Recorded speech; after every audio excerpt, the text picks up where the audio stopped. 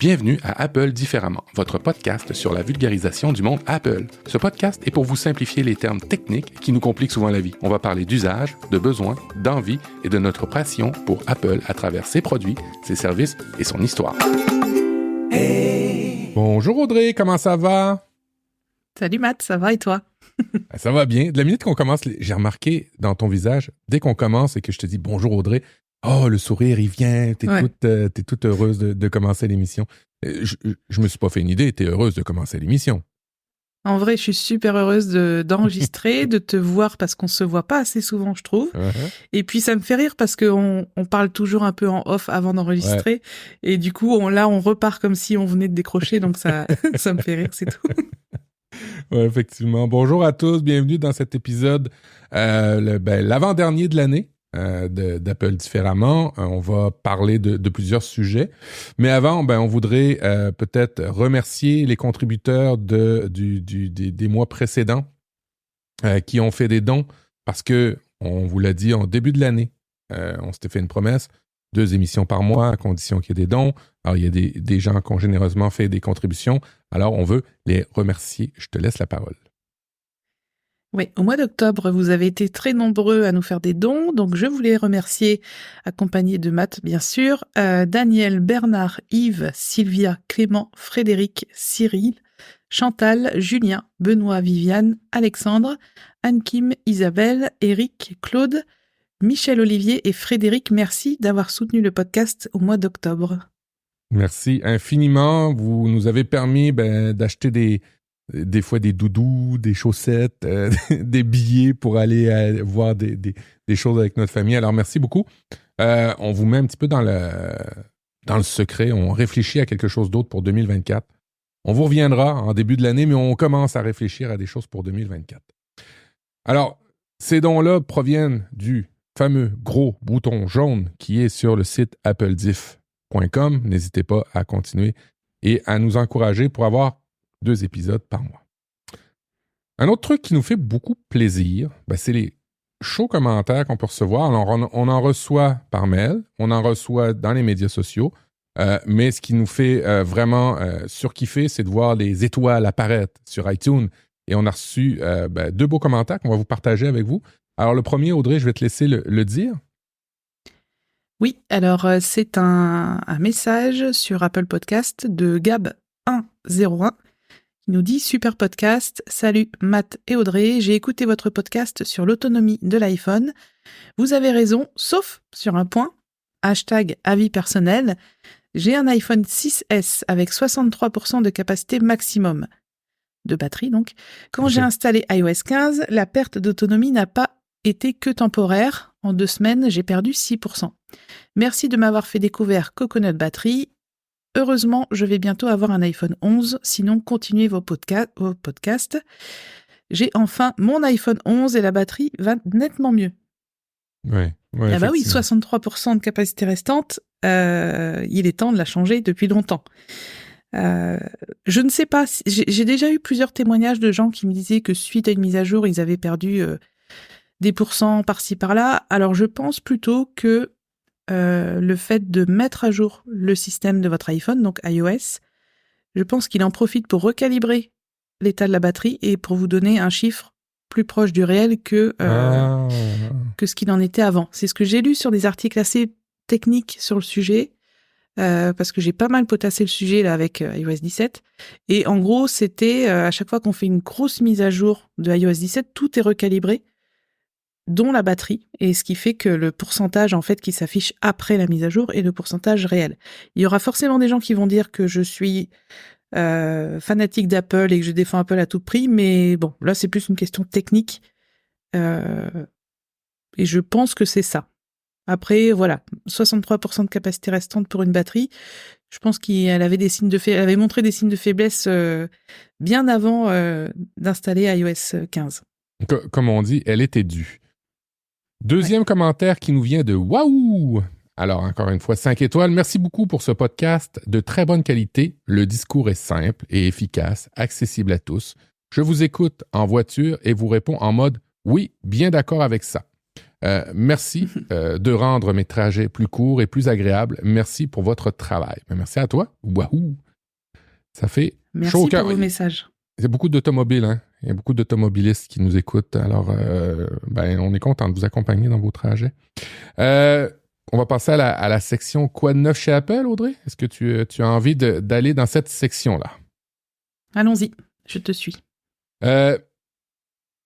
Apple a remis dernièrement des prix. À chaque année, Apple le fait. C'est aussi au niveau des habitudes de beaucoup de développeurs. Et il y avait des nominés il y a quelques semaines. Et là, c'est tombé les grands gagnants pour les applications les plus appréciées de 2023. Alors, je vais vous les donner. Moi, j'en connais quelques-unes dedans et c'est vrai que c'est des belles applications. La première, sur iPhone, sur l'application, c'est AllTrails. Alors, AllTrails, qu'est-ce que c'est? C'est une application pour les sentiers en forêt. Alors, typiquement, on l'utilise et puis, sur une carte, vous pouvez voir tous les sentiers que vous pouvez faire dans votre entourage ou quand vous êtes en voyage. C'est intéressant de voir les sentiers que vous pouvez faire. Et bien souvent, les gens peuvent prendre des photos d'un lieu dans ce sentier-là ou dans cette marche-là que vous pouvez faire pour voir quelque chose d'exceptionnel. Alors, c'est une très belle application. Il y a une version payante, mais la version gratuite en fait, il y a une version in-app. La version gratuite va très, très bien. Est-ce que tu la connaissais, cette application-là? Non, pas du tout. Est-ce que ça référence... c'est les chemins de quel pays?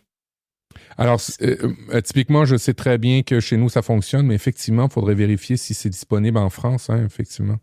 Parce que, oui, je pense même que c'est la réflexion, là, les meilleures applications, est-ce qu'elles fonctionnent juste dans mon pays ou aussi en France? Faudrait vérifier.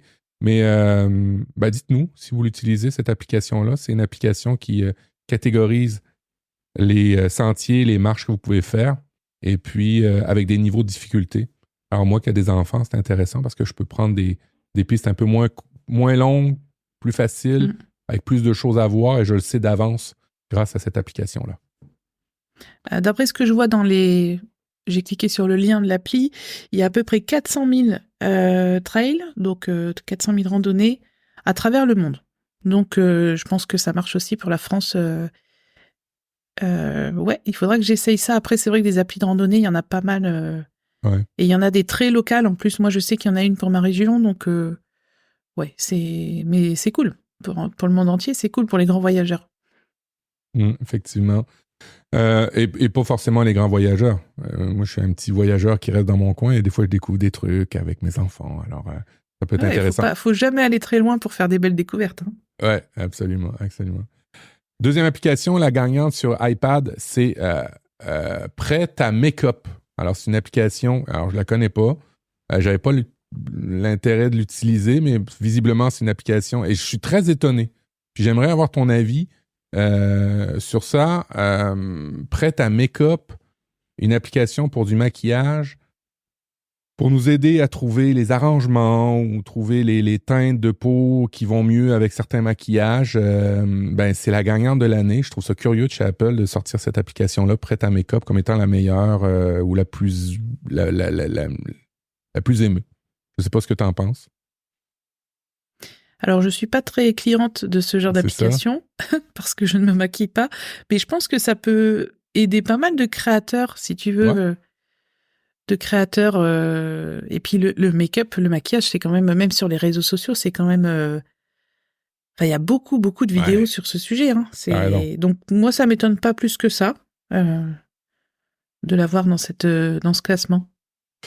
La deuxième sur Mac, Photomator, une application de création. Alors moi pour l'avoir utilisé, effectivement, je suis tout à fait d'accord que c'est une belle application de création, d'édition de photos.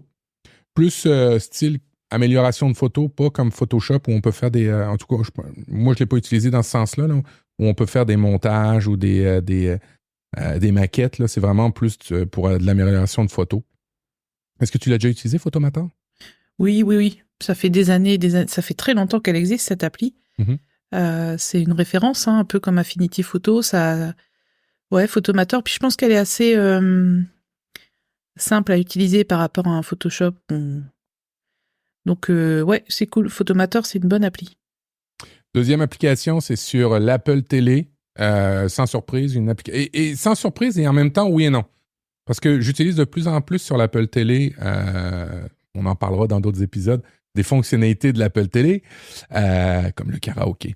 Mais là, sans surprise, c'est l'application Mubi, M-U-B-I, une application de stream pour l'Apple Télé. C'était un peu cohérent d'avoir ce genre d'application-là.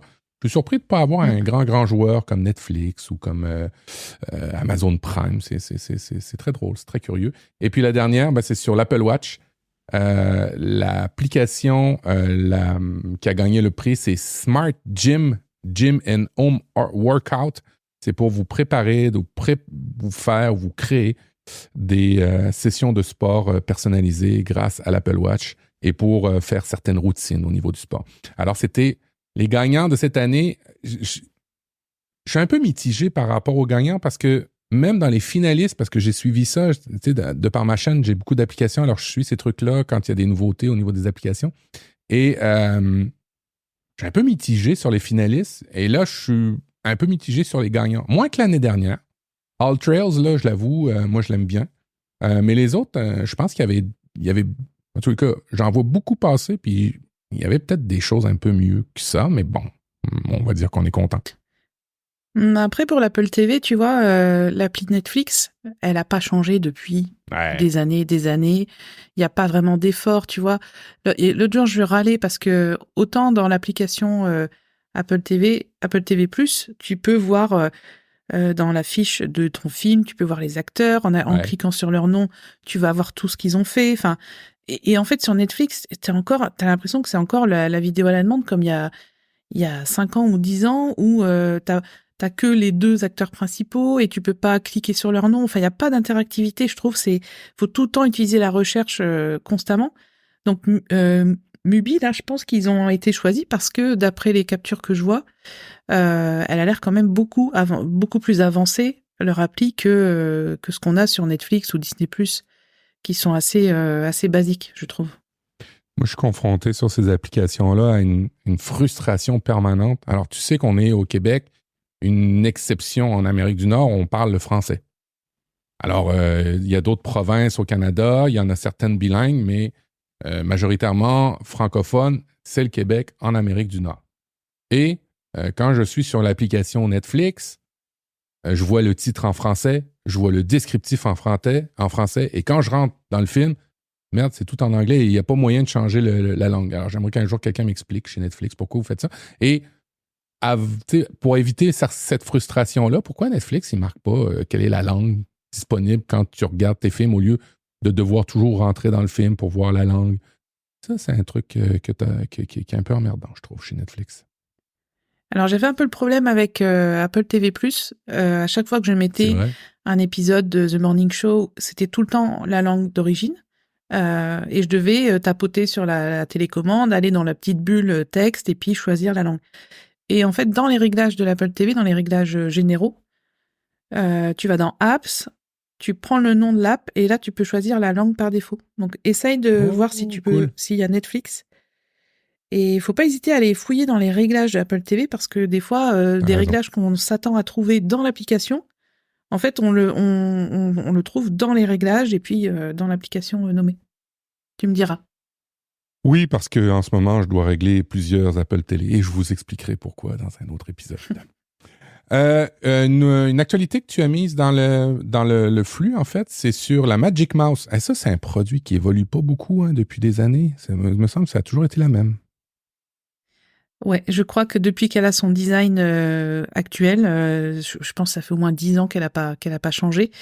Alors il y a en effet Mac Génération a titré un peu a indiqué la Magic Mouse peut passer au Force Touch. Donc le Force Touch pour vous rappeler ce que c'est ce que vous pouvez faire sur un trackpad par exemple. Vous pouvez juste activer des fonctions juste en caressant, on va dire, la surface du trackpad. Là, la Magic Mouse, faut quand même cliquer pour sélectionner.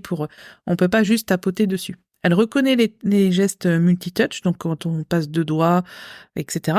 Mais pas force touch. Donc Apple a déposé un brevet pour que je pense que la prochaine version de la Magic Mouse permettra en fait de juste tapoter sa surface pour faire un clic principal et puis un clic secondaire.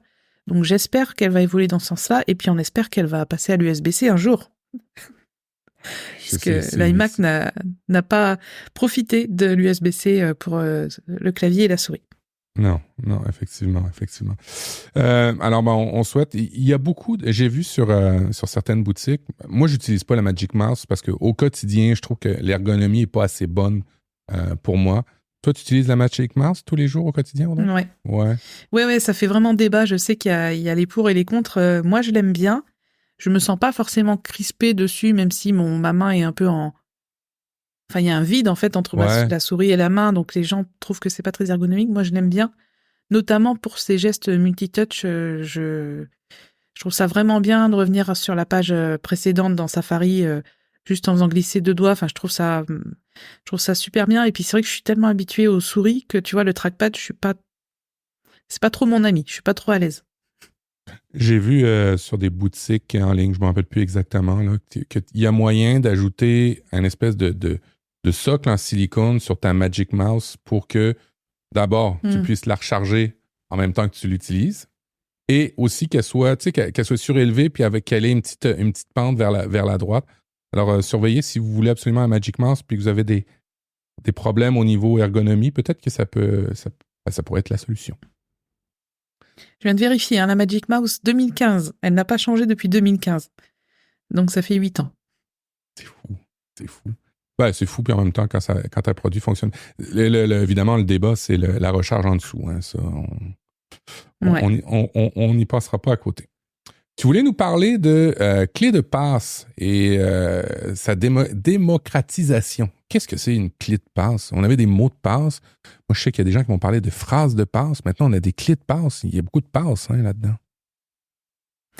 Oui, ben écoute, les clés de passe, donc Apple a nommé ça passkey, passkeys. C'est l'avenir des mots de passe. En fait, c'est ce qui va remplacer les mots de passe bientôt. Je vais vous expliquer rapidement comment ça fonctionne. Alors actuellement, quand vous créez un compte sur un site en ligne, vous devez mettre un identifiant, donc en général votre adresse mail, et vous choisissez un mot de passe. Vous pouvez vous connecter une fois que vous avez mis votre identifiant et votre mot de passe. Alors même si le trousseau d'Apple nous simplifie vraiment la vie, puisqu'avec juste notre empreinte digitale sur le Mac, on arrive à s'identifier ou avec Face ID sur l'iPhone et l'iPad, ça pose un problème dans le sens où n'importe qui pourrait s'identifier à votre place s'il avait votre identifiant et votre mot de passe. Il y a l'identification à 2 facteurs. Parfois, il faut recevoir un code de vérification pour que le site s'assure que c'est bien vous, donc vous recevez un SMS avec un code unique. Donc ça, c'est ce qu'on appelle l'identification à 2 facteurs. Mais les clés de passe vont plus loin parce qu'en fait, le mot de passe, ça va être vous. Ça va être soit votre empreinte digitale ou soit votre visage.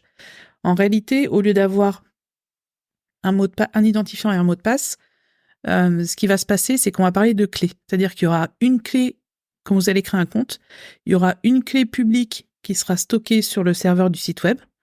Donc cette clé, elle est publique parce qu'elle n'a pas besoin d'être, même si elle est piratée, c'est pas grave parce qu'elle n'a aucune valeur, on va dire. Et par contre, votre iPhone, votre iPad ou votre Mac va créer une clé privée qui sera stockée sur votre appareil. Quand vous allez vouloir vous connecter, il faut que ces 2 clés soient présentes. C'est comme une combinaison, quoi. Il faut que ces 2 clés-là s'emboîtent pour que l'authentification puisse avoir lieu. Et l'authentification se fera non pas à l'aide d'un mot de passe, mais à l'aide de Face ID ou de Touch ID. Donc, c'est génial parce que déjà, la clé publique qui est stockée sur le serveur de l'application ou du site web, même s'ils sont piratés, on s'en fiche. Ça ne représente rien. Et le fait qu'il faille que ces 2 clés se réunissent pour pouvoir se connecter, c'est génial parce que vous n'avez pas besoin de mots de passe et donc de retenir des mots de passe ou de stocker des mots de passe dans votre trousseau. Seules les clés seront sauvegardées dans votre trousseau. Et ça fait un niveau de sécurité beaucoup plus élevé puisqu'il faudra l'un de vos appareils pour se connecter. Si jamais vous voulez vous connecter depuis un autre ordinateur, vous pourrez générer un QR code avec votre iPhone pour pouvoir vous connecter. Donc tout a été pensé. Je pense qu'Apple, en plus c'est pas Apple qui a créé ça, ils ont adopté un un standard en fait que beaucoup de sociétés de technologie ont adopté, donc ça marchera partout, donc c'est trop bien. En fait, moi j'ai hâte qu'on passe tous à ça et que les gens puissent se connecter juste avec leur visage ou leur empreinte et puis qu'on arrête ces problèmes de mots de passe. Ouais, en fait, il est plus que temps parce que je lisais encore des derniers rapports, ça n'a pas bien évolué les mots de passe, hein. Les gens utilisent encore des choses trop simples, même si on les force à avoir des choses un peu compliquées. Puis une fois qu'on les force à avoir quelque chose de compliqué, ils font quelque chose qu'il ne faut pas faire, c'est-à-dire ils réutilisent le mot de passe partout. Et moi, je suis surpris de voir des gens qui ont des iPhones. Combien de fois, et je vais te le dire, là, je travaille avec des gens en technologie, OK? Au moins une fois par semaine, je dis, regarde, il y a Passkey. Dans Passkey, tu gardes tes mots de passe. Ouais, mais ça ne marche pas sur Windows. Oui, ça marche sur Windows. Tu peux avoir ton gestionnaire de mots de passe sur Windows. Et puis, une fois que tu as installé iCloud pour Windows, tu as un plugin dans ton Chrome, tu as un plugin dans ton Edge, et tu vas pouvoir avoir tes mots de passe que tu as sur ton iPhone. Alors, si vous nous écoutez, qu'à la maison, vous êtes sur des produits Apple, et qu'au bureau, vous marquez tous vos mots de passe sur un post-it, vous récupérez les mots de passe du bureau et ainsi de suite, sachez que vous pouvez maintenant avoir au bureau un gestionnaire de mots de passe. Et si vous avez une DSI qui s'occupe de ça pour vous, relevez ça parce que c'est un problème de sécurité pour vos DSI que vous mettiez n'importe quel mot de passe alors qu'il vous aide en ayant une bonne hygiène numérique. Et puis, si en plus, maintenant, vous allez pouvoir avoir utilisé Passkey sur tous les sites, c'est intéressant. Par contre, Passkey, il y a des petits enjeux. Les clés d'accès sont liées à un appareil. Audrey vous a dit qu'il y aura des moyens, des QR codes de générer ça, mais si vous ne l'avez pas fait, dans la rapidité des choses, ça risque d'être un enjeu pour pouvoir réaccéder à votre site web si vous perdez votre téléphone ou qu'il est bloqué. Il y a aussi la non-adoption de ça sur tous les sites web. Malheureusement, tout le monde n'a pas encore accès à ça. Alors, évidemment, les mots de passe sont encore bons pour un bon moment avant que Passkey soit démocratisé partout sur tous les sites web et applications. Et puis, la transition d'un iPhone, parce que, on vous l'a dit, c'est un consortium là, qui s'est regroupé. Il y a Microsoft, il y a Android, il y a tout ça. Alors, la transition d'un Passkey vers un autre appareil, ça va être aussi compliqué. Pour le moment, c'est des enjeux qu'on a, c'est-à-dire que si vous décidez, vous êtes chez Android, vous avez fait vos Passkey, vous décidez de venir chez Apple, il n'y a pas de moyen simple parce que la deuxième clé privée, c'est votre téléphone. Il n'y a pas de moyen simple de prendre vos clés privées d'un téléphone puis l'envoyer sur un autre. Alors, pour Apple, ça va bien parce que vos appareils, quand vous faites la sauvegarde iCloud, tout ça va se sauvegarder. Ce qui va être plus compliqué, c'est quand vous changez d'écosystème. Alors, il y a des défis, mais au moins, moi, ce que j'aime, c'est qu'on va dans une bonne direction pour la sécurité. Puis, dans le fond, là, il n'y a aucune nouveauté par rapport à ça. La nouveauté, c'est la technologie en arrière de ça.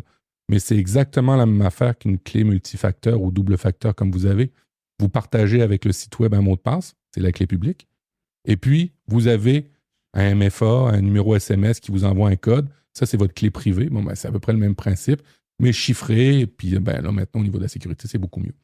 Je vous ai mis dans les notes de l'émission les sites web qui participent à ce regroupement-là et qui commencent à l'utiliser.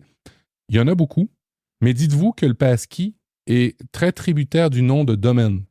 Je m'explique. Si vous êtes sur Amazon.fr, peut-être que ça ne marche pas. Mais si vous êtes sur Amazon.com, ça fonctionne. Et peut-être que la clé d'Amazon FR ne sera pas la même que la clé d'Amazon.com. Alors, c'est encore très tributaire des noms de domaine. C'est nouveau. Il va y avoir des améliorations par rapport à tous ces principes-là. Mais ça commence à se démocratiser beaucoup, beaucoup, beaucoup, cette façon de faire. Et c'est vraiment chouette. Et petit rappel, si vous êtes sur un site web et que ça vous offre la possibilité de faire un Apple Connect, c'est pas mal mieux que de sauvegarder le mot de passe sur le site web en tant que tel. Oui. Bon, très bien. C'est une bonne évolution pour les mots de passe. J'ai encore je voulais en parler. Pardon. J'ai encore eu la question Face ID puis Touch ID par des gens dans une rencontre qui me disaient « Ouais, mais là, je veux pas que le site web, il ait mon visage. » C'est pas encore bien compris, ça, Face ID puis Touch ID. Hein? Et il faut que Apple démocratise encore plus, en tout cas communique plus, parce que il y a beaucoup de gens qui ont peur de montrer leur visage quand ils vont sur un site web, alors que c'est le Face ID pour le passkey, là, tu sais. Oui, et puis je me souviens quand Apple a présenté Touch ID, donc ça remonte maintenant. Ouais. Le premier système qu'ils ont proposé d'identification, on va dire, avec notre empreinte, ils ont bien précisé que l'iPhone avait je me souviens, une enclave sécurisée, c'était le terme qu'ils ont utilisé, une puce dont le seul but est de mémoriser l'empreinte digitale et que même Apple n'a pas nos empreintes digitales. C'est pareil pour notre visage, c'est qu'en gros, il y a vraiment une première étape d'identification qui est propre à l'iPhone et après, le site vous reconnaît grâce à votre identifiant et votre mot de passe, pas grâce à votre visage ni à votre empreinte. Donc, c'est vrai que en plus, ça va tellement vite maintenant. Ouais, c'est vrai. Que si nous, on a décortiqué toutes ces étapes parce qu'on les a vues venir et on suit les conférences et on a compris le système dès le départ, mais c'est vrai que pour les gens, ça peut être un peu flippant, je le comprends. Là, en fait, j'ai parlé de ça parce que c'est Google pour ma chaîne YouTube, qui m'a proposé de créer une clé. Donc, je l'ai vu ce matin aussi, ouais. Ouais, je l'ai faite hier et je me suis dit, ah, c'est bien, ça commence à se démocratiser. Et donc, dans le trousseau iCloud, je suis allée voir, il y a bien quand même l'identifiant et le mot de passe habituel, plus une clé. Donc c'est vraiment bien fait, bien intégré dans le trousseau iCloud. On se réjouit que ça s'améliore sur tous les aspects de sécurité parce que c'est pas prêt de se terminer, hein, le numérique, les tablettes, les iPhones, en tous les cas, Internet et les accès, là, c'est pas prêt de se terminer, je vous le dis. Là, on en a encore pour beaucoup de temps dans l'histoire de l'humanité. On va passer à ton dossier, Audrey. On parle d'emoji, de harcèlement, d'Apple, de lunettes, de dents. C'est quoi? De quoi vas-tu nous parler aujourd'hui? En fait, j'avais envie de faire un dossier suite à un article que j'ai vu sur plusieurs sites liés à Apple. Il y a un Anglais, un petit garçon de 10 ans en Angleterre, qui a lancé une pétition en ligne parce qu'il trouve l'emoji, alors vous le connaissez certainement, c'est l'emoji un peu geek avec des lunettes et puis 2 petites dents en avant. Moi, on me l'envoie souvent parce que j'ai deux dents, des dents qui ressortent, enfin des dents, voilà, comme des petites dents de lapin, comme on appelle ça, et puis des lunettes. J'ai exactement les mêmes lunettes que l'emoji, donc on me l'envoie souvent. Donc ça m'a assez interpellée. Moi, aujourd'hui, j'ai 42 ans, donc je vais pas me vexer et je le trouve plutôt mignon, cet emoji. Mais pour un enfant de 10 ans, je me suis dit que c'était intéressant qu'il milite en fait pour qu'Apple change cet emoji parce que lui subit du harcèlement scolaire à cause de ça. Scolaire et puis dans sa famille aussi parce qu'il parlait de son cousin qui lui a envoyé cet emoji. Et donc Mac Génération a fait un article là-dessus. Il y a plein de sites qui ont fait un article là-dessus, mais ce qui m'a frappé, ce sont les commentaires. Il y a eu plus de 300 commentaires sur cet article. C'est énorme, hein. La moyenne des commentaires, c'est 50, 60. Et en fait, on s'est retrouvés... j'ai été effarée de lire les réactions des gens qui sont adultes, attention. Hein. Parce que c'est ça qui me choque le plus, c'est que, de toute façon, on sait très bien que les enfants, les ados sont cruels, on est tous passés par là. On sait très bien que si t'as pas la bonne marque de vêtements, si t'as pas une tête qui revient... Je pense qu'on a tous subi des brimades, voire du harcèlement scolaire quand on était gamin. Moi, la première, hein, j'étais la seule dans ma classe à avoir des parents divorcés, donc dès le primaire... Et ben voilà, hein, j'étais la fille des parents qui s'aiment pas. Enfin, je me souviens très bien de tout ce. Ouais. C'était assez. C'était pas très fréquent à l'époque. Et puis voilà, pour d'autres raisons. L'année d'après, c'était la marque de mes chaussures. Enfin, il y a toujours une raison pour que les vilains nous embêtent. Hein. Mais là, en fait, ce qui m'a choqué, c'est que les gens qui ont commenté cet article sont adultes. Et je me suis dit, il n'y a pas un seul moment où ils se disent que ce gamin de 10 ans, forcément, vu l'ampleur que son histoire prend, il n'y a pas un moment où les gens qui ont commenté ça, qui l'ont insulté, parce qu'il y a eu des insultes, il n'y a pas un moment où les gens se sont dit, le gamin de 10 ans, il va lire tous les articles où on parle de son affaire. Et avec les outils de traduction aujourd'hui, forcément qu'il va lire les commentaires. Enfin, moi, c'est ce qui m'est venu en premier, tu vois. Je me suis dit... Quand on parle de toi, tu vas voir ce qu'on dit sur toi, et puis là, il va voir sur 300 commentaires, je pense qu'il y en a bien 250 qui sont affreux, quoi. ça m'a vraiment interpellée parce que je me suis dit, mais on vit dans un monde où les gens vont insulter un enfant de 10 ans. C'est pour un emoji. Enfin, tu vois, je me dis, Ça en est drôle, mais tristement drôle. Ouais, c'est de la folie pure, quoi. Par exemple, alors je vous ai relevé quelques commentaires. Ses parents n'ont qu'à pas lui donner un iPhone ou un iPad à 10 ans, mais plutôt un livre. Sa vie n'en sera que plus intéressante, intelligente. Voilà, je te dis comment faire. Et puis en plus, je te dis comment élever tes enfants. C'est bien. Et en plus, personnellement, depuis qu'Internet existe, je n'ai jamais appris autant de choses. Ouais. Je veux dire, enfin, tu connais pas un mot, t'appuies dessus, t'as la définition. Je veux dire, c'est incroyable tout ce que ça mène de porter. Donc, l'argument de on met pas un iPhone, on donne pas un iPhone aux enfants, on n'a qu'à leur mettre un livre entre les mains, c'est vraiment d'un autre âge, quoi. Je veux dire, ça peut apporter tellement de choses aujourd'hui. Après, contrôle parental, évidemment. Voilà, j'ai lu aussi à 10 ans, tu ne te bats pas pour des idioties pareils. Donc là, on nie complètement le ressenti du gamin. Je trouve ça limite.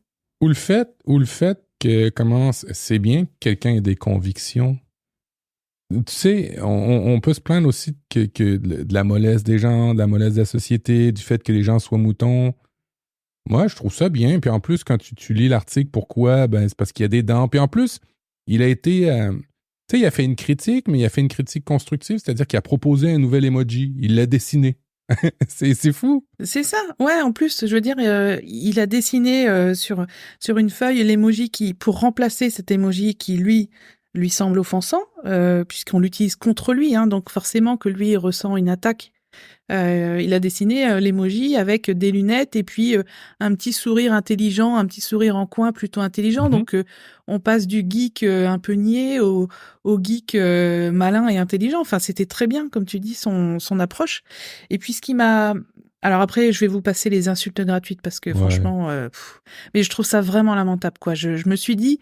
À un moment, va falloir modérer ses commentaires parce qu'on peut pas laisser ça en ligne, quoi. On peut pas laisser le gamin tomber là-dessus.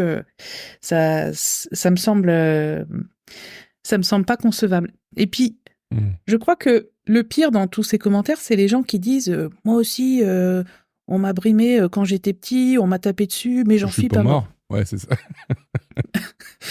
Écoute, Mathieu et moi, on n'a jamais parlé de ce genre de sujet, mais je pense qu'on va être d'accord sur le fait que si la personne qui commente ce genre de choses en parle 30 ans après, c'est qu'à un moment, ça l'a marqué. Il s'en souvient encore. C'est pas un truc anodin qu'il a oublié. Donc, il n'en est pas mort, mais ça a joué sur plein de choses, et notamment sur le fait qu'aujourd'hui, il a même pas de compassion pour un gamin de 10 ans, quoi. Au lieu de se dire, moi, j'ai vécu ça, donc je veux pas du tout que la nouvelle génération vive la même chose. Bah c'est ouais, j'en suis pas mort, donc c'est bon, en fait, pas de pitié, quoi. Et ce genre de comportement, je trouve ça triste, en fait. Je sais pas si ces gens-là ont des enfants, mais je trouve ça triste.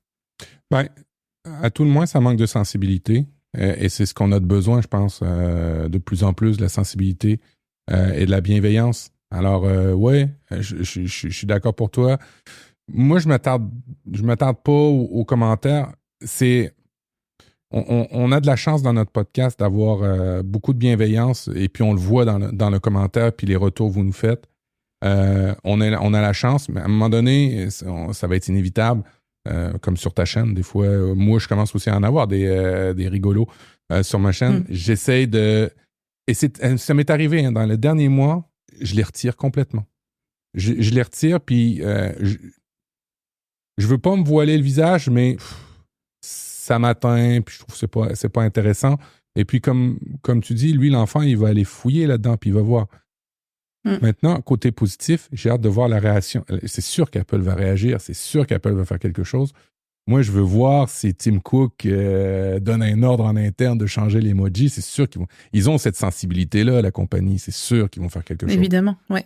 Alors, ce qu'il faut quand même savoir, si vous... Je précise, si vous ne le savez pas, en gros, il y a un standard emoji. Donc, en gros, il y a un colloque, enfin, je sais pas, une société qui gère, qui propose des nouveaux emojis, et chaque société va proposer sa propre déclinaison. Et je crois que chez Apple, c'est la seule société qui n'a pas modifié cet emoji, qu'il a laissé encore un peu genre geek, un peu niais. La représentation, c'est un peu ça qu'on lit, hein, avec les dents de lapin, etc. Et je crois que c'est chez Android notamment où ils l'ont rendu un peu plus sympathique. Donc c'est évident qu'Apple va réagir. Voilà. Moi, ce qui me choque juste, tu vois, c'est comme quand les gamins, comme tu disais sur YouTube, il y a plein d'enfants qui font des vidéos sur YouTube sous la bienveillance de leurs parents, évidemment.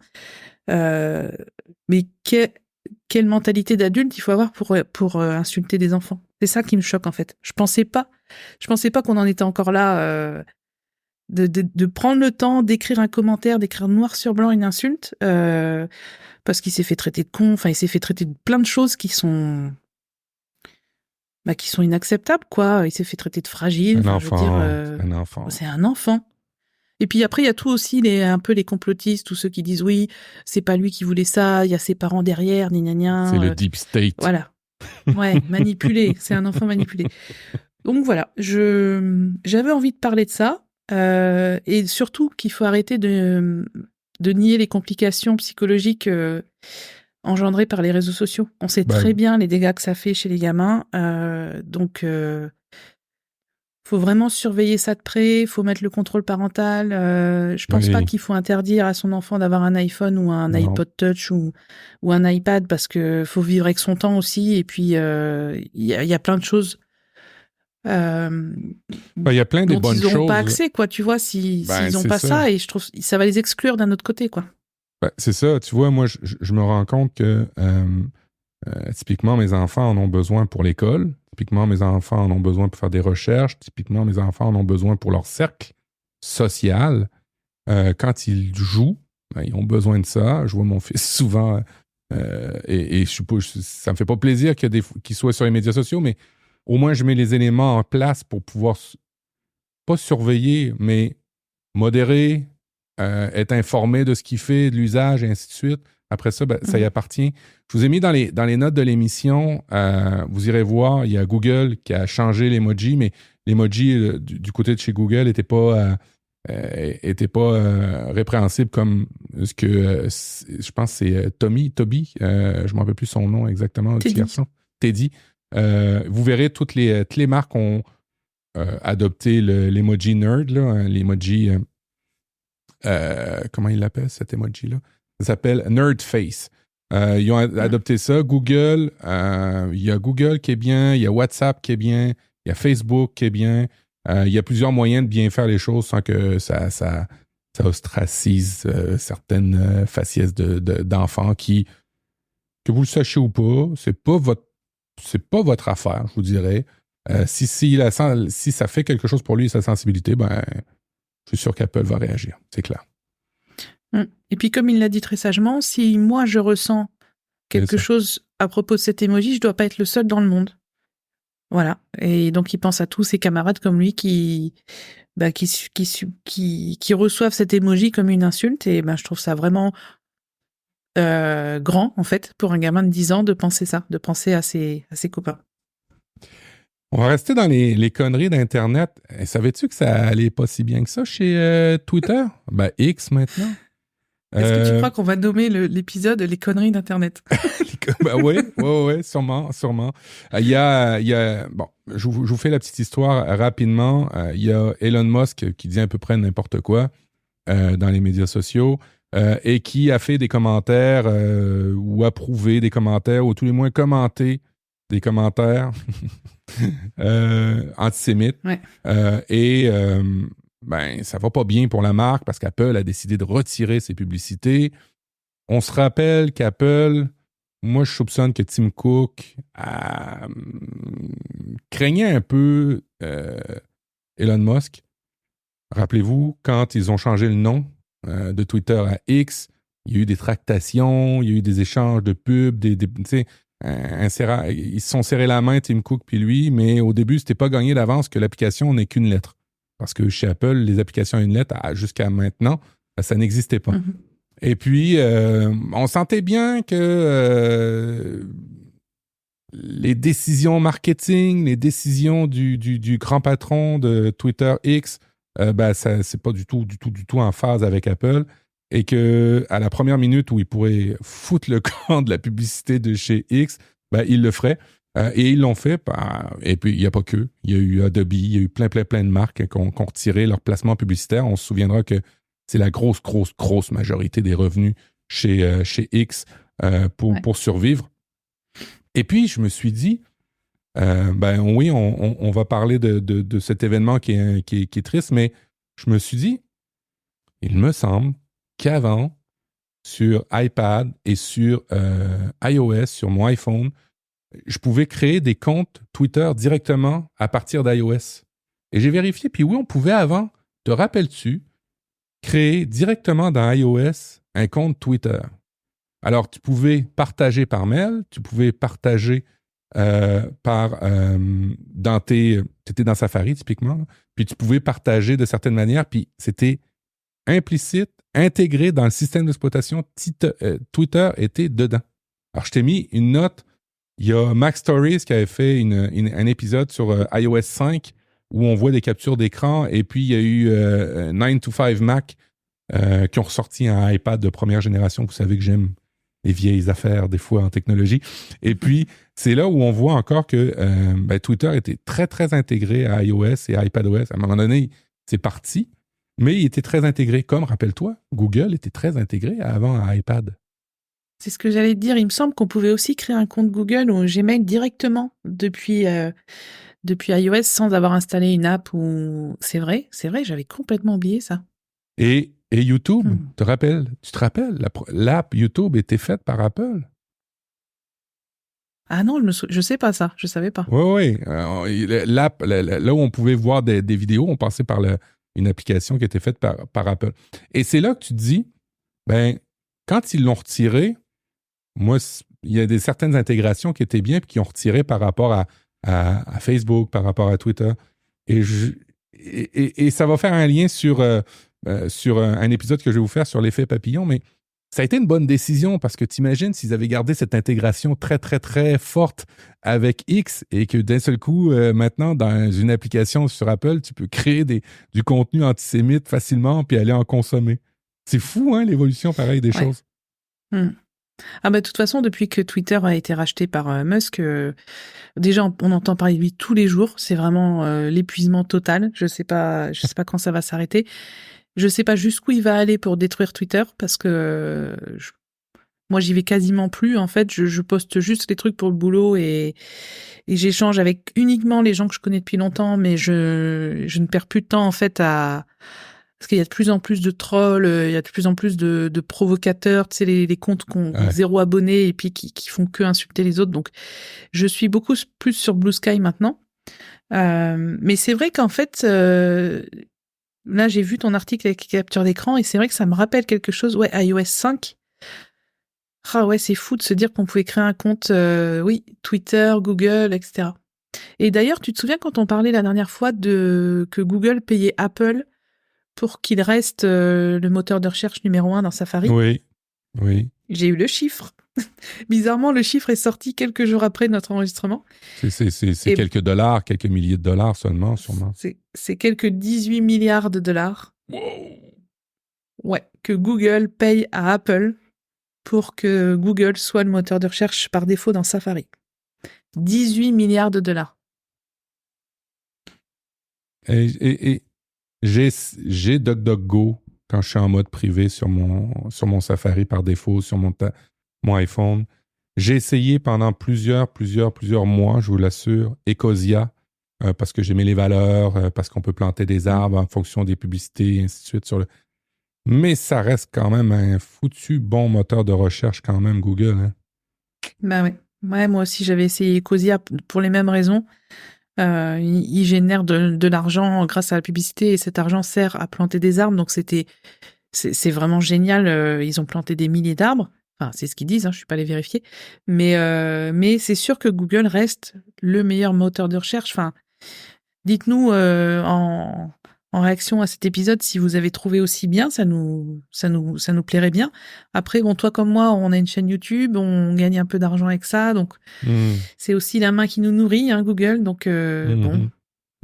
Effectivement. Mais 18 milliards de dollars, c'est quand même énorme. C'est fou. Et puis, concernant les choses qu'auraient pu changer, l'effet papillon, j'écris à Audrey hier parce que j'écoute le podcast et je suis abonné premium, tout plus des créateurs de MacStory. Et dans leur dernier épisode, ils parlaient de l'effet papillon. Ils sont passés sur... en fait, Federico Fedici, qui est le cœur de tout ça, part sa discussion, puis je l'ai trouvée intéressante, à partir d'un épisode, en fait, d'une série sur Apple TV+. Est-ce que tu as écouté Pour toute l'humanité sur Apple TV+? Non, pas encore. Bon, c'est... est-ce que c'est une dystopie? Une utopie? Je sais pas le bon terme, mais en fait, ça part du principe que les Russes, on a changé un événement dans l'histoire, et les Russes sont sur la Lune avant les Américains et qui ont établi des campements. Et puis là, toute l'histoire part. Et puis c'est vraiment, vraiment, vraiment chouette. Il y a aussi, à travers l'histoire de l'espace, il y a aussi l'histoire des femmes. On voit l'émancipation, le fait que la première femme capitaine, les réactions des gens et ainsi de suite. Alors, c'est vraiment une télésérie que je vous recommande. Des fois, elle est variable, c'est-à-dire que For All Mankind, le titre en anglais, pour toute l'humanité, c'est très contemplatif et des fois, ça va très vite. Alors, il faut aimer ces changements de rythme-là, mais au niveau graphique, elle est vraiment juste incroyable, cette télésérie-là. Et dans le podcast, il raconte cette histoire d'un événement historique qui aurait pu changer et faire tout basculer. Alors, j'ai dit à Audrey, veux-tu jouer au jeu, te prêter au jeu de ça pour Apple? Et puis moi, je voulais savoir, et puis je vous ai écrit sur le compte Apple Diff, selon vous, quel est le produit-service qui a marqué l'histoire d'Apple et pourquoi? Et puis toi, ta réponse, c'est s'il n'y avait pas eu ça, d'après toi, il n'y aurait pas eu la suite des choses, puis je vais te laisser expliquer ton point. Est-ce que c'était pas ton sujet du prochain épisode? On parle là-dessus. Non, c'est pas mon sujet du prochain épisode, c'est le sujet de là. D'accord. Ok.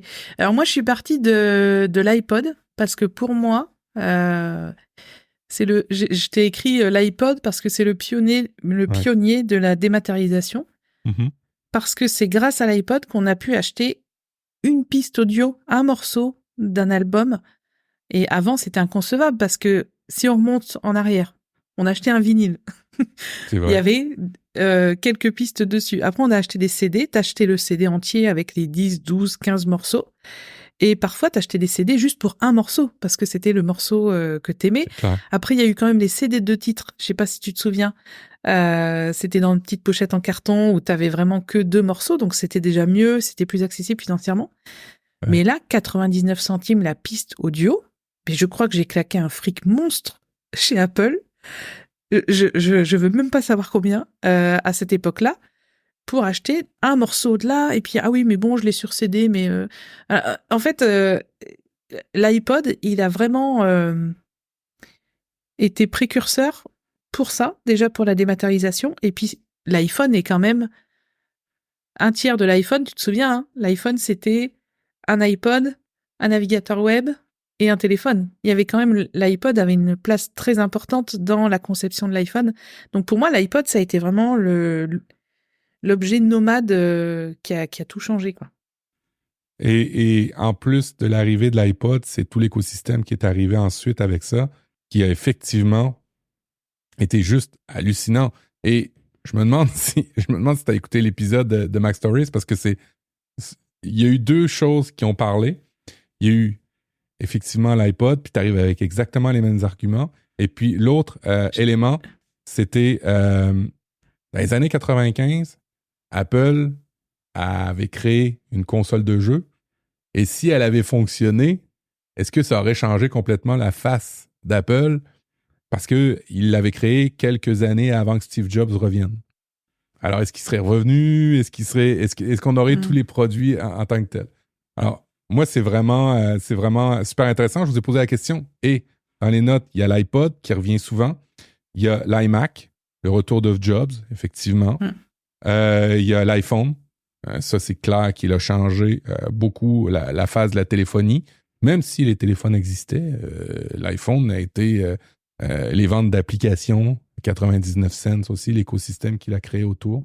Il y a Val qui nous dit le Macintosh en premier, l'iPod, iPhone. Alors, ça revient beaucoup. Moi, je me suis questionné sur l'iPad. Est-ce que l'iPad a vraiment changé l'histoire de la marque? Est-ce qu'il a changé l'histoire de... en fait, l'histoire de l'informatique. Alors, pour répondre à ta question de tout à l'heure, j'ai pas écouté l'épisode de Mac Stories parce que mon anglais n'est pas du tout assez bon pour comprendre ce qu'ils disent. J'ai essayé de faire une retranscription écrite, de traduction et tout, j'ai pas réussi, donc j'ai laissé tomber. Donc ça me fait plaisir si des gens de Mac Stories ont eu la même réflexion que moi. L'iPad, en fait, quand il a été présenté, on s'est dit c'est le remplaçant du Mac, tu vois. Mm-hmm. Ça y est, on a un Mac tactile, enfin tu vois, et puis il a évolué, il s'est équipé d'un clavier, d'un trackpad, d'un Apple Pencil et tout, mais le Mac est encore là en fait, donc je pense qu'il a amené l'informatique dans pas mal de foyers. Voilà, je pense que c'est ça le secret. J'arrive à la même conclusion que toi. Il y a beaucoup de gens qui ont un iPad mais qui n'ont pas du tout d'ordinateur. Puis je pense qu'il a changé pas forcément l'écosystème d'informatique complet comme iPhone a pu le faire ou l'iPod, mais il a quand même marqué beaucoup de foyers de gens qui nous écoutent. Moi, je vois ma mère, elle est incapable sur un ordinateur, mais elle a un iPad. Il y a beaucoup de personnes que je vois que c'est comme ça, des créatifs même, qui travaillent juste sur iPad, qui sont complètement incompétents sur un Mac, mais quand ils arrivent sur un iPad, tu fais « Wow, ils font des choses incroyables que tu n'es pas capable de faire. » Ouais. Ouais, ça, tu sais, on avait parlé des usages et de... Si nous, on nous avait mis un iPad entre les mains au lieu d'un Mac, on serait hyper à l'aise sur l'iPad, quoi, tu vois, parce on aurait développé toutes nos compétences, nos repères. Voilà, nous, on est plus la génération Mac, donc... Mais... Tu vois, vraiment, c'est vrai que là, je regarde les réponses que vous nous avez données sur Twitter. L'iPod, il revient quand même souvent. Ouais. Il y en a un qui dit, Dominique, qui dit, pour moi, c'est l'iPhone. Je me rappelle quand Steve Jobs l'a présenté sur scène, c'était dingue. Mais c'est clair. Ouais. C'était à l'époque des keynotes en direct et en public. Ouais. Et les gens ont hurlé, quoi. Je me souviens, c'était de la folie, quoi. Ouais. C'était un produit, c'est vrai que l'iPhone, c'était quand même, je pense qu'on n'aurait jamais pu imaginer qu'un téléphone allait devenir ça. On avait tous nos gros Nokia, là, qui avait une super autonomie de 15 jours, mais on faisait rien avec. Et on s'est dit, attends, le mec, il vient du futur, quoi. Il nous présente un téléphone sans clavier, sans juste les claviers avec les numéros, hein. Il nous présente un truc tactile. On va pouvoir aller sur Internet avec. On va pouvoir écouter de la musique. On va pouvoir installer des applis. Enfin. De ouf. C'était vraiment révolutionnaire. Pour moi, l'iPhone, c'est un des produits les plus marquants. Et l'iPod, c'était plus par rapport aux usages et à la dématérialisation. Mais on n'a pas parlé d'Apple Watch. Il n'y a pas l'Apple Watch qui est ressorti beaucoup. Il n'y a pas l'Apple Télé qui est ressorti beaucoup. Vraiment dans les produits phares. Hein. Ouais. Ah ouais, peut-être aussi. Je pense que l'Apple Watch, si on repose la question dans 5 ans, peut-être que l'Apple Watch, comme elle va de plus en plus s'axer sur la santé et qu'elle va nous sauver la vie de plus en plus. Juste, c'est vrai. Ouais, je sais pas, après... Non, l'Apple Watch, c'est quand même récent comme produit. Hein. Bref. Donc moi, pour toi, c'était l'iPad? Ouais, pour moi... en fait, je me suis questionné sur l'iPad. Je me suis vraiment questionné. J'ai fait ça à l'envers. Je me suis dit, quel produit... Et puis, je me suis même posé la question sur le nouveau masque d'Apple. Est-ce que ça va être un de ces produits qui va dire, dans 30 ans, waouh, ils étaient absolument fous de sortir ça. Moi, je me suis questionné sur l'iPad parce que l'iPad, je le vois. Je me suis posé la question suivante. Parce qu'initialement, ça devait être l'iPad qui sorte en premier et l'iPhone en deuxième. Il y a eu un changement stratégique chez Apple. Ils ont décidé que c'était l'iPhone qui sortait en premier plutôt que l'iPad. Et je me suis demandé, est-ce que l'iPad, s'il était sorti en premier, aurait eu le même impact que l'iPhone? Et si maintenant, tout le monde aurait des iPads plutôt que des iPhones? Moi, je me suis posé cette question-là, tu vois? Et est-ce que maintenant, tout le monde n'appellerait pas avec son gros iPad au téléphone? Parce que de toute façon, il n'y a plus personne. Ouais, mais ça, t'as raison. Mais de toute façon, il n'y a plus personne qui met l'iPad, tu sais, qui met un téléphone à l'oreille. Tout le monde parle devant avec son écran. À chaque fois que je vois quelqu'un dans un magasin, je pense à toi. Alors, Chers auditeurs, vous ne voyez pas ce que je vois en direct, je suis choquée. Matt a mis son iPad contre son oreille comme un téléphone. C'est trop drôle. C'est trop drôle. Non, mais c'est quand même gros pour mettre dans la poche l'iPad, t'es d'accord? Même l'iPad mini. Ouais, effectivement. Fait que, bref, moi, je me suis posé la question et puis j'en suis venu au fait que si l'iPad a changé quelque chose dans l'histoire de l'informatique, mais pas de manière directe. Ça a été vraiment indirect, je trouve. Il y a des nouveaux usages. Tu vois, on voit beaucoup sur les marchés dans les villes. Il y a beaucoup de gens qui ont des iPads aussi comme caisse enregistreuse pour faire du commerce. Il y a beaucoup de créatifs qui l'utilisent. Alors, lui, il a changé quelque chose, mais pas aussi majeur. Et je pense que l'iPod, c'est lui, c'est la combinaison de deux trucs. Là. C'est arrivé au même moment où tu pouvais acheter des chansons à 99 cents. Au début, non, mais après ça, il y a eu ça qui fait que c'est excessivement fort. Puis en plus, c'est lui qui a amené Apple dans une autre dimension que juste un créateur de produits informatiques. Ouais, c'est ça.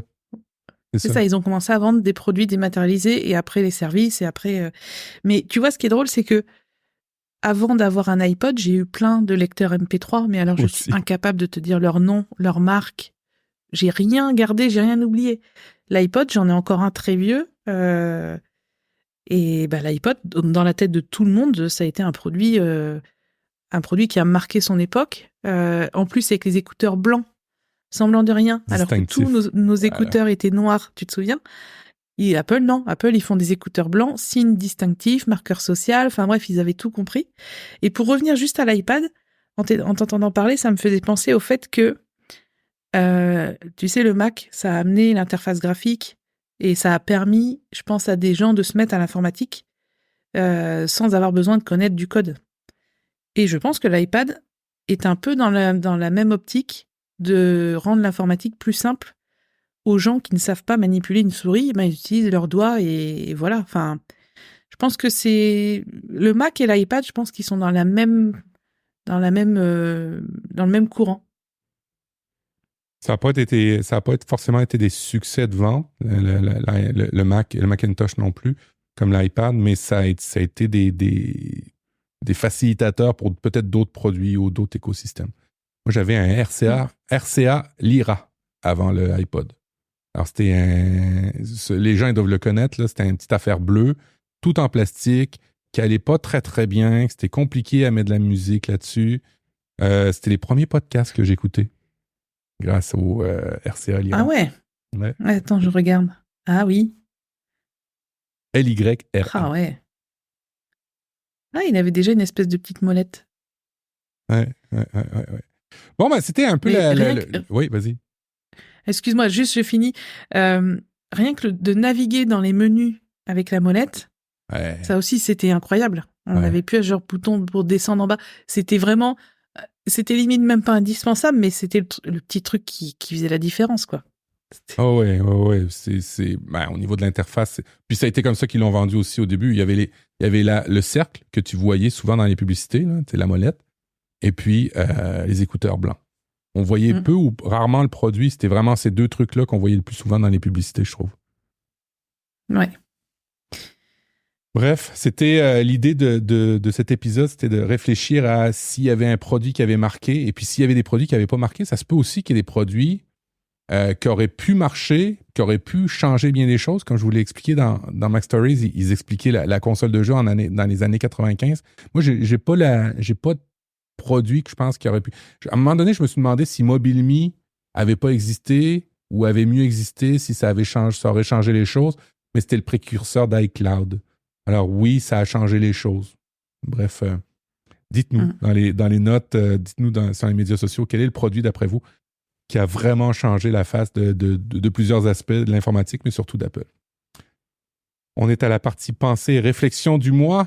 De quoi veux-tu nous partager pour cet épisode? Eh bien, je viens de finir la saison 3 du Morning Show. Ah là là, qu'est-ce que je l'aime cette série. Ouais. Oh là là. Écoute, elle a commencé en 2019, saison 1.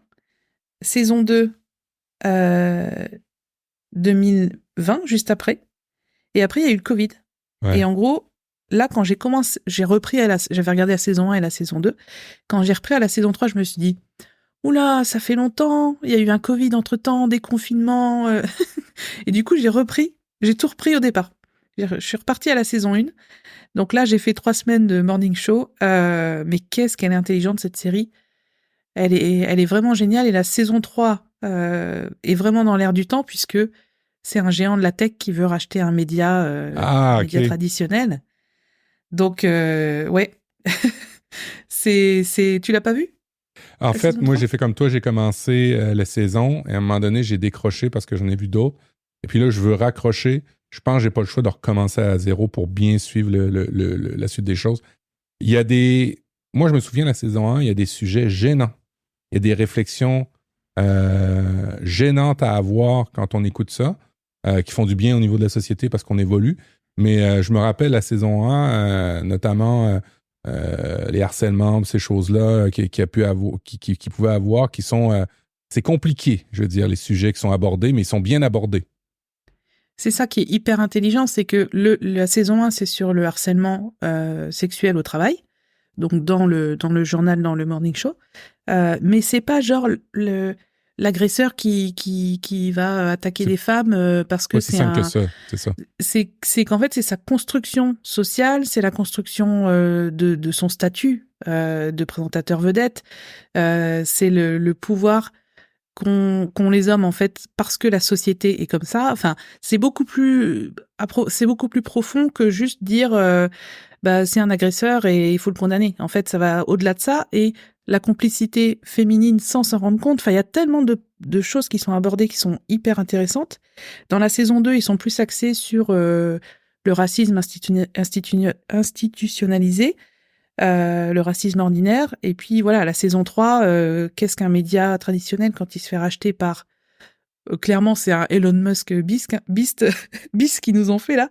Donc c'était vraiment excellent la saison 3. Donc si vous ne l'avez pas encore vu, regardez. Et puis moi, j'ai hâte que la saison 4 arrive.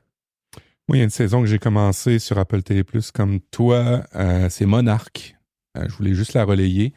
Elle est très intéressante. Si vous avez aimé Lost, Disparu en français, si vous avez aimé ce genre de série-là, un peu bizarre et un peu futuriste, qui revient dans le passé, qui revient dans le présent, c'est vraiment la série à écouter en ce moment. Au début, j'ai regardé la bande-annonce, je fais ouais, mais ça va nous parler juste de dinosaures. Non, ça vous parle pas juste de dinosaures. Alors, je vous la conseille fortement. Elle a débuté, c'est un épisode. Ça c'est le truc qui m'agace un petit peu, mais en même temps, ok, je comprends, un épisode par semaine. Tu vois l'épisode sur Apple Télé, puis il dit, ça sera bientôt vendredi, tu vas pouvoir la voir. Tu fais, il va falloir que je revienne. Il crée une habitude. Ah, moi, je peux pas faire ça. Moi, je suis une dévoreuse de séries. Quand je commence, il faut que tout soit dispo. Sinon, je peux pas attendre toutes les semaines. En fait, tu vois, quand j'ai repris le morning show à partir de la saison 1, j'ai regardé quasiment que ça pendant 15 jours, tu vois, un épisode le midi, un ou deux le soir. Et en fait, pour moi, c'est le seul moyen de vraiment tout comprendre, d'analyser vraiment, parce que quand t'es parasité par d'autres séries, d'autres films, ouais, c'est une moins bonne expérience. Donc là, ils ont fini fin novembre, le morning show, donc début novembre. C'est compliqué, effectivement. Alors, je suis un peu comme toi, mais bon, pour Monarch, je le regarde avec mon fils, et je me fais la réflexion, quand je regarde le catalogue, il commence à être bien garni de téléséries Apple Télé.